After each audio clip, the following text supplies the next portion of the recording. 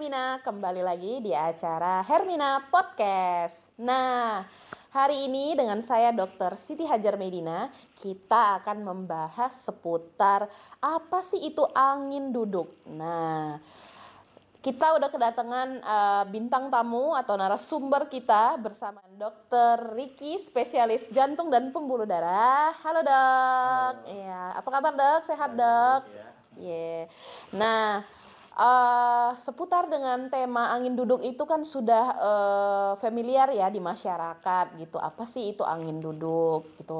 Bagaimana gejalanya? Nah, mumpung ada narasumbernya nih yang bisa kita tanya-tanya di sini.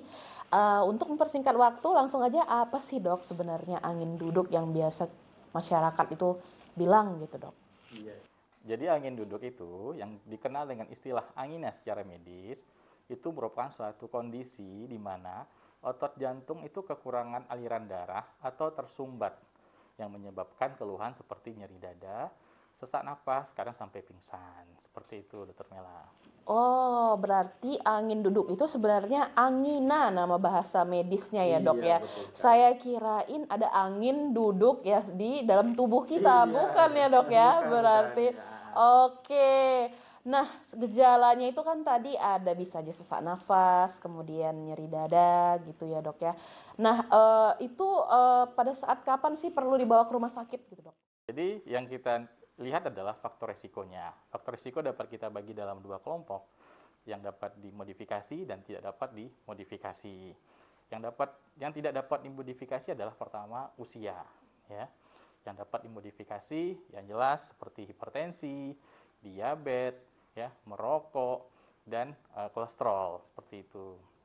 Nah, jadi kalau pada orang-orang yang beresiko mempunyai faktor risiko tersebut, jika mengeluhkan keluhan angin duduk tadi, itu kita harus berpikir apakah ini benar-benar serangan jantung atau hanya angin duduk biasa. Sehingga kita harus melakukan pemeriksaan lebih lanjut. Begitu, Dok. Berarti angin duduk ini tidak boleh dianggap sesuatu hal yang sepele ya dok ya. Kadang orang mikirnya mungkin hanya masuk angin biasa, kalau masyarakat umumnya kan dok dibiarin atau mungkin malah diajak pijit, mungkin kusuk gitu kan familiarnya ya dok ya. Nah ternyata ini adalah masalah yang emergensi loh teman-teman, dan kalau misalnya terlambat dibawa ke rumah sakit pasti akan berefek lebih buruk ya dok. Betul sekali, Dr. Mela. Kadang pasien-pasien berpikir ini biasanya ini gejala MA. Sehingga pasien-pasien itu datang dengan kondisi yang ke emergensi biasanya dalam kondisi yang lebih berat. Karena mungkin gejala awal dirasa lebih ringan, mungkin seperti itu. Terkadang gejala angin duduk ini sangat mirip sekali dengan gejala MA atau gastritis yang kita kenal, ya. Ada yang namanya disebut dengan angina ekivalen.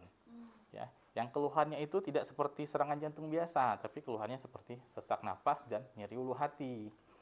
Sehingga kita kadang lupa atau jadi misdiagnosis dalam kondisi tersebut. Begitu, Dok. Oke, nah berarti selain ada gejalanya nyeri dada, kemudian bisa saja sesak nafas, kemudian ada lagi bisa gejala mirip dengan naik asam lambung ya dok ya, atau MAH atau dispepsia gitu ya. Jadi gejalanya itu bisa bermacam-macam gitu. Jadi buat teman-teman sekalian, kalau misalnya memiliki gejala seperti itu, baiknya segera dibawa ke rumah sakit untuk bisa dijajaki nih sebenarnya penyakitnya apa gitu. Bener ya dok ya? Betul.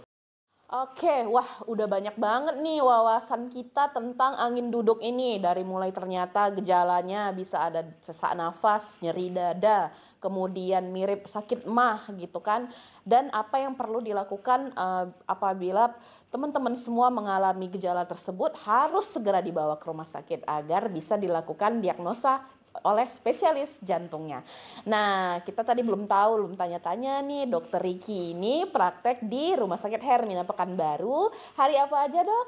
Ya, saya berpraktek di Rumah Sakit Hermina Pekanbaru dari hari Senin, Kamis, dan Jumat pukul 3 sampai pukul 6 sore. Oke, jadi buat teman-teman yang mau konsultasi atau memiliki gejala seputaran penyakit jantung, boleh datang ke Rumah Sakit Hermina Pekanbaru. Kita ketemu dengan Dokter Ricky. Sampai berjumpa di Hermina Podcast episode selanjutnya. Dah.